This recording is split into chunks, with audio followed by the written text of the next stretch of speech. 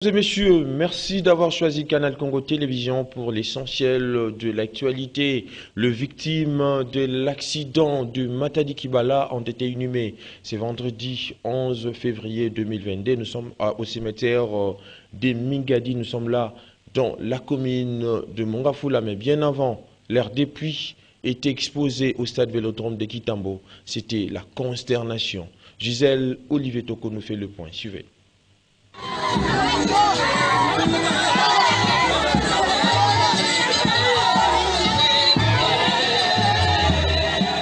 C'est dans la matinée de ce vendredi 11 février 2022 que la levée des corps des victimes de l'accident du marché Matadi Kibala a eu lieu à l'hôpital général de référence de Kinshasa. Cette levée de corps a été suivie d'une exposition au stade Vélodrome à Kintambo où l'émotion était grande, pleurs, cris de détresse, c'était la consternation.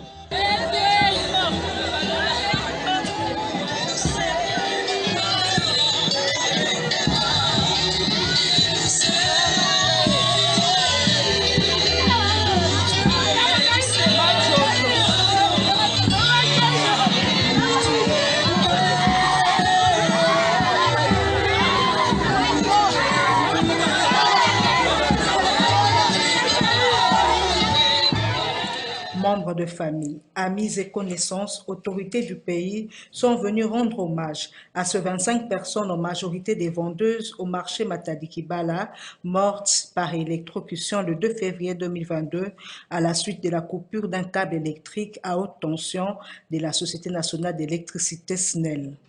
C'est au cimetière des Mingadi qu'ils ont été inhumés. Notez qu'une enveloppe de 5 000 $ a été remise à chaque famille comme soutien pendant ces temps difficiles.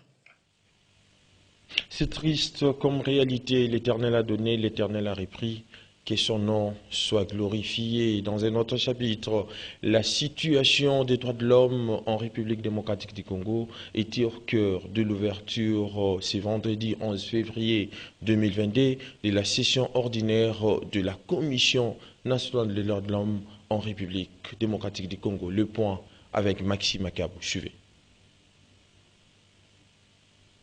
Des points étaient à l'ordre du jour de l'ouverture ce vendredi 11 février 2022 de la session ordinaire à la Commission nationale des droits de l'homme, à savoir l'adoption du rapport annuel des activités réalisées au cours de l'année 2021 et les rapports d'Association des droits de l'homme 2021.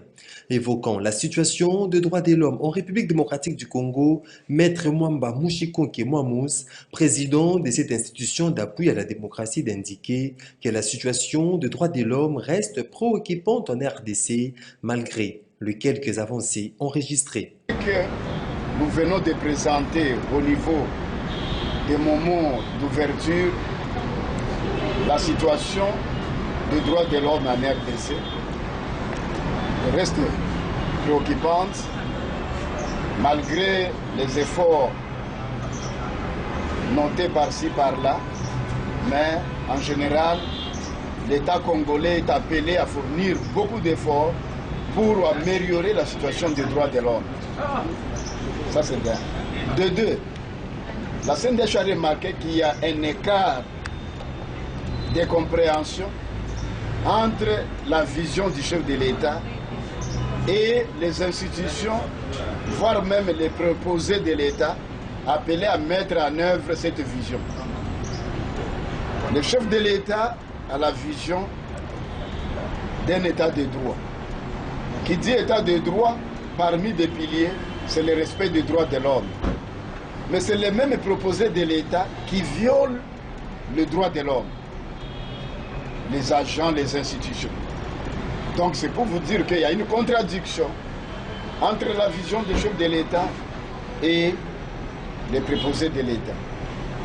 Un autre cas, les chefs de l'État luttent contre la corruption.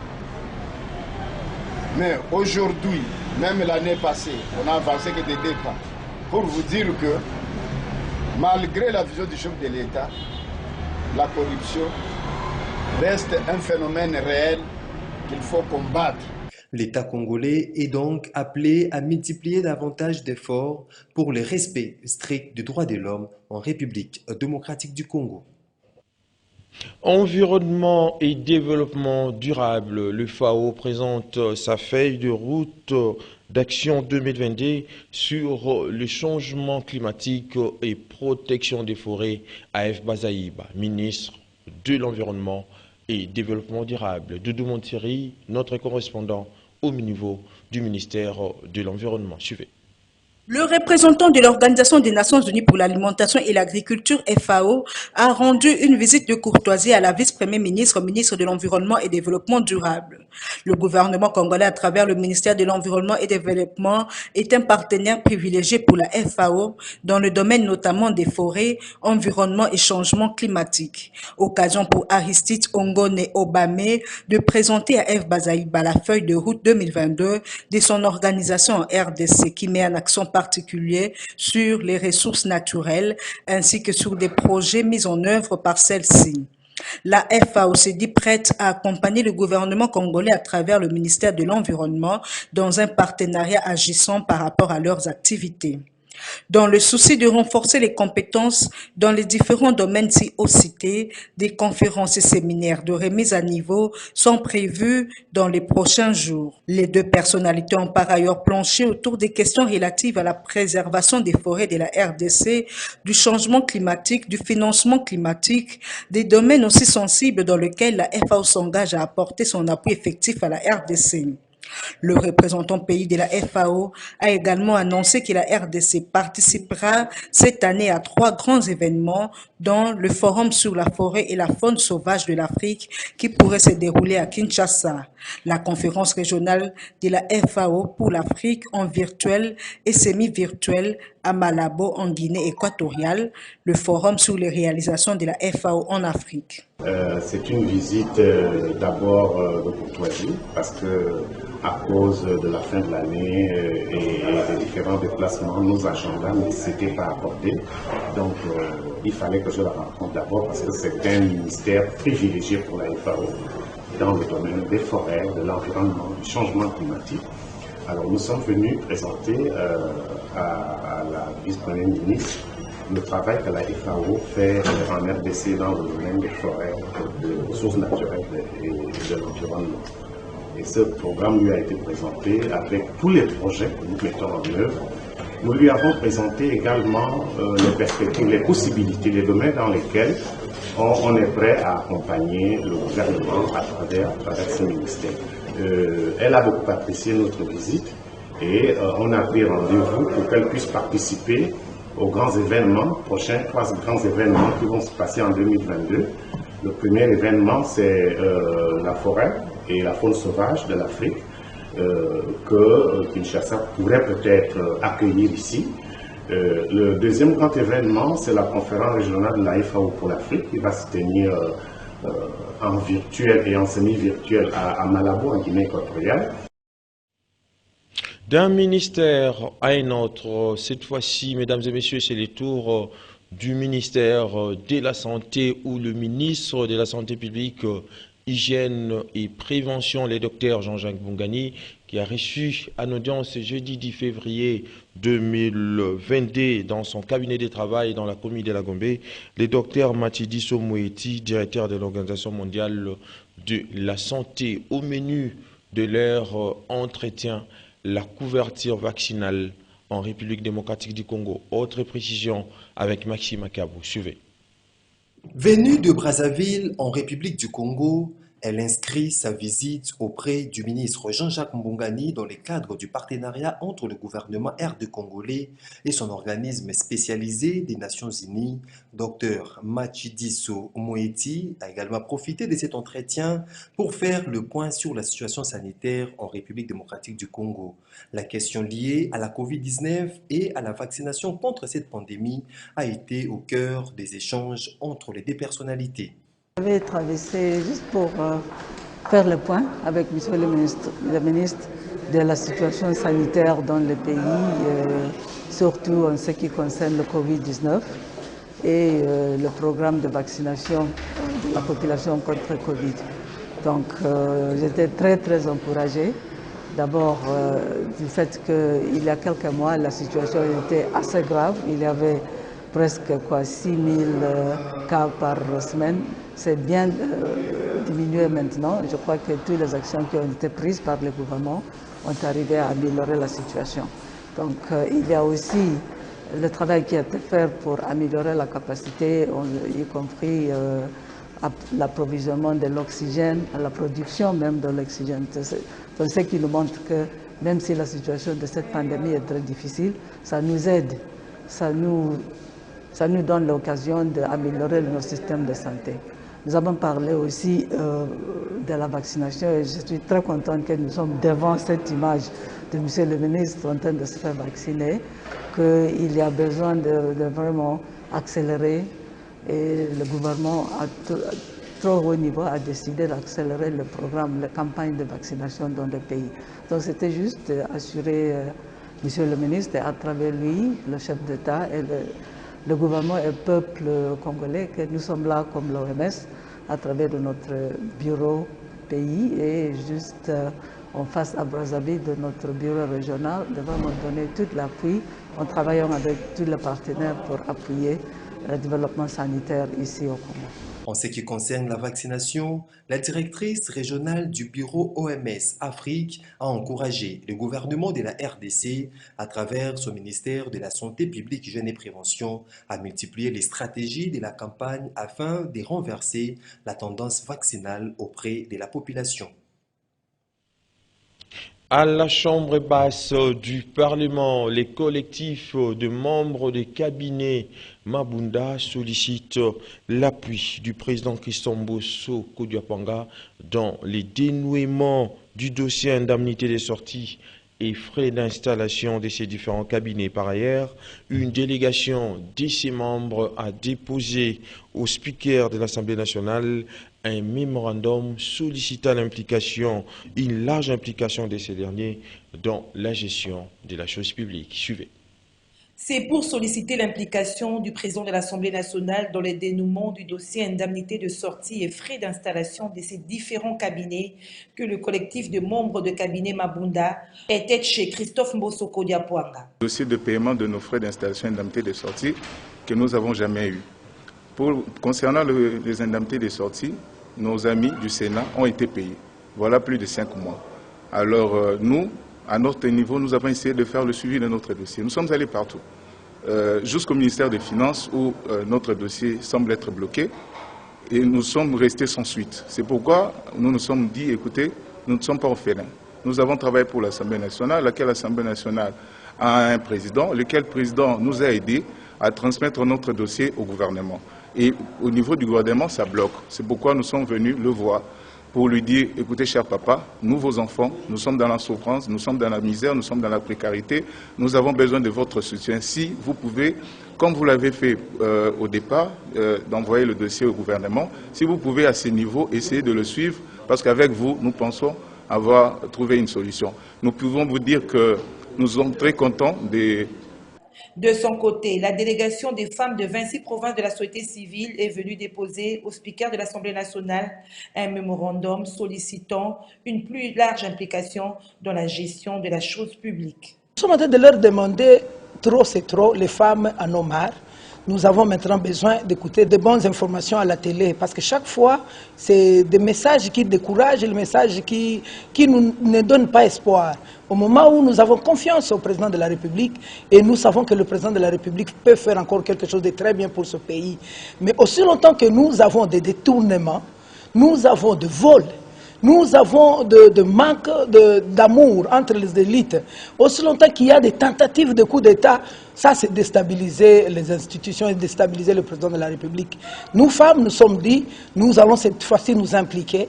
Nous sommes venus leur demander en quoi est-ce que nous pouvons les être utiles. Parce qu'on en a marre avec ces détournements, que les 145 territoires puissent cette fois-ci être sécurisés.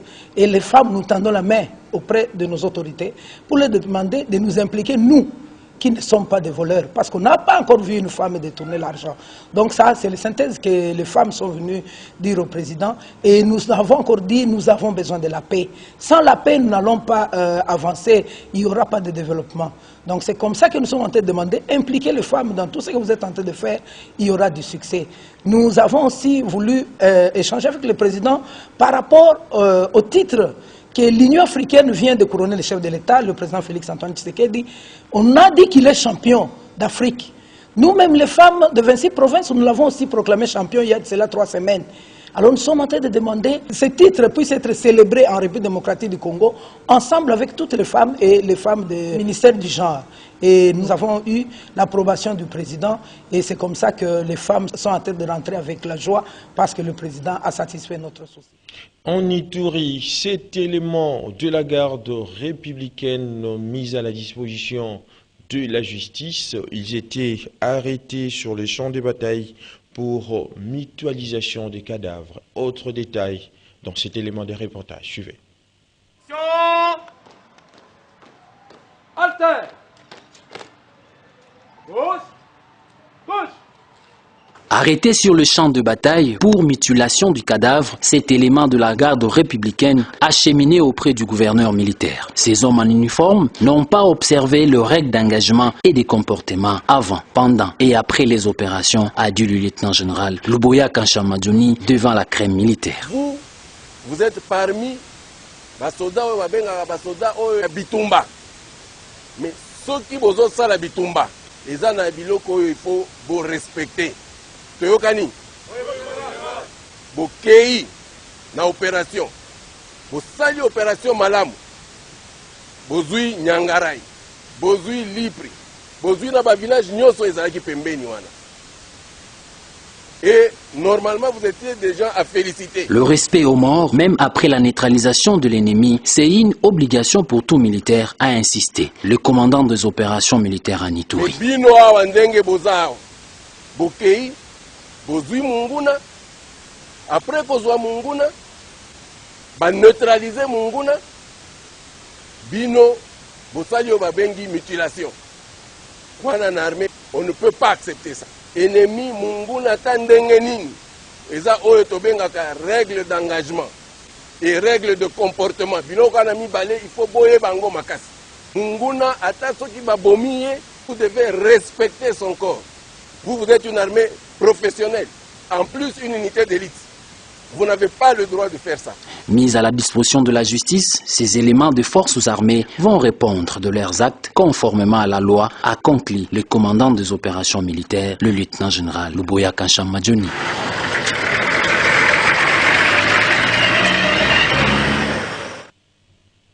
Tout à fait autre chose à présent. Rester longtemps dirigé par les intérimaires, les 14 provinces de la République démocratique du Congo auront leur gouverneur et vice-gouverneur à l'issue des élections prévues par la Commission électorale nationale indépendante au mois de mars prochain.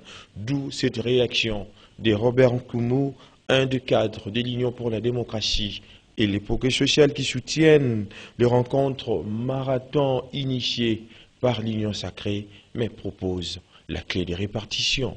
Il a dit au micro de Maxime Makabou, Gisèle Olivier Toko et Emile Mouyaya. L'Union sacrée pour la nation affûte les armes en vue de maximiser ses chances de la réussite aux élections de gouverneurs, vice-gouverneurs dans les 14 provinces de la RDC, resté longtemps dirigées par les intérimaires. Robert Nkoumou, un des cadres de l'UDPS, apprécie les réunions marathon entamées par les instances de l'Union sacrée. Le calendrier électoral des gouverneurs et des vice-gouverneurs prévoit 14 provinces. Dans les 14 provinces, la RDC a 26 provinces. Si vous faites 26 moins 14, il reste 12. Si les 12 restantes, hormis Zoé, tous les gouverneurs, si les 26, 25 gouverneurs se réclament tous de l'Union sacrée. Donc ici, le partage doit s'opérer de cette manière ici. L'ancienne opposition, c'est-à-dire la Mouka et l'UDPS alliés, à moins de mesures AFDC, oui, c'est la Mouka, hein, Ensemble pour la République, le MLC est allié, et l'UNC est allié, le CACH. Je crois que le partage doit s'opérer de cette manière ici. Mosaïque FCC a déjà 11 gouverneurs, 11 provinces, sur 26. Parmi les 14 restantes, l'FCC et Mosaïque ne peuvent plus prétendre avoir quelque chose. Le partage doit s'opérer, puisque nous voulons les quitter. Nous voulons les quitter pour que l'Union sacrée parte favori aux élections futures de 2023. Donc ici, le partage doit s'opérer, le 14 gouvernorat province doit s'opérer entre l'UDPC allié, AFDC allié et MLC et allié. Et ensemble pour la République. Donc je dirais, le CACH, AFDC et la MOUCA, membres de l'Union sacrée. Et nous demandons, moi Robert Koumou, je demande aux amis des FCC Mosaïque n'être pas gourmands. Il propose également la clé de répartition. Comment nous allons gérer ensemble la territoriale? Ça, c'est au niveau interne. Nous devons voir comment nous avons 26 provinces, alors moins une province, le Tanganyika, qui est acquise au FCC originel, et le reste, on se partage, non? Vous allez avoir le gouverneur, les vice-gouverneurs, vous allez prendre le gouverneur. Si les 14... Et puis, la ville de Mbandaka, dans la province de l'Équateur, connaît des grands travaux de modernisation afin de faciliter la circulation de la population et de leurs biens. Non seulement la ville de Mbandaka, mais aussi la route Mbandaka-Bikoro connaît le même travaux. La modernisation de la ville avance bien, reconnaît les gouverneurs des provinces Bobo, Boloko, Bolumbu. Reportage Émile Mouyaya. La voirie urbaine de Mbandaka de la province de l'Équateur revêt bientôt d'une nouvelle robe. Commencé il y a peu, les travaux de modernisation de grandes artères de la ville avancent sous un rythme satisfaisant. Ces grands travaux de modernisation rentrent dans la vision chère du chef de l'État, Félix-Antoine Tshisekedi Tshilombo, dans son volet infrastructure. Mieux intériorisé et exécuté valablement par le gouverneur des provinces Bobo Boloko Bolumbu, en vue de faciliter la circulation de la population et leurs biens. Non seulement la ville de Mbandaka, mais aussi la route Mbandaka-Bikoro connaît les mêmes travaux. Bobo Boloko Bolumbu est visiblement décidé de sortir la province de l'Équateur de son enclavement, conséquence d'une bonne gouvernance de la province sous l'ère de ce digne fils de l'Équateur.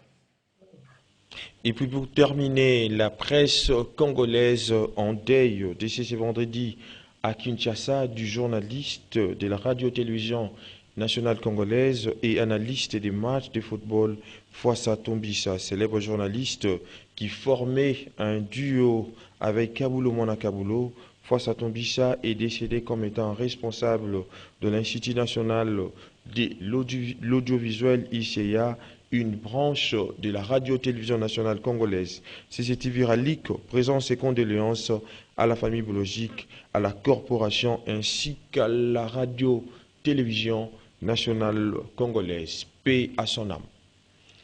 Eh bien, comme les habitants de Lemba disent terminus, mesdames et messieurs, nous sommes arrivés au terminus de notre journal coordonné par Gisèle Olivier Toko, réalisé par Christian Banjolo. La prise de vue a été assurée par Olivier Longongo en leur nom, ainsi qu'au concours de la rédaction des Canal Congo Télévision. Je vous dis donc merci de l'avoir suivi et bonne suite des programmes sur votre chaîne.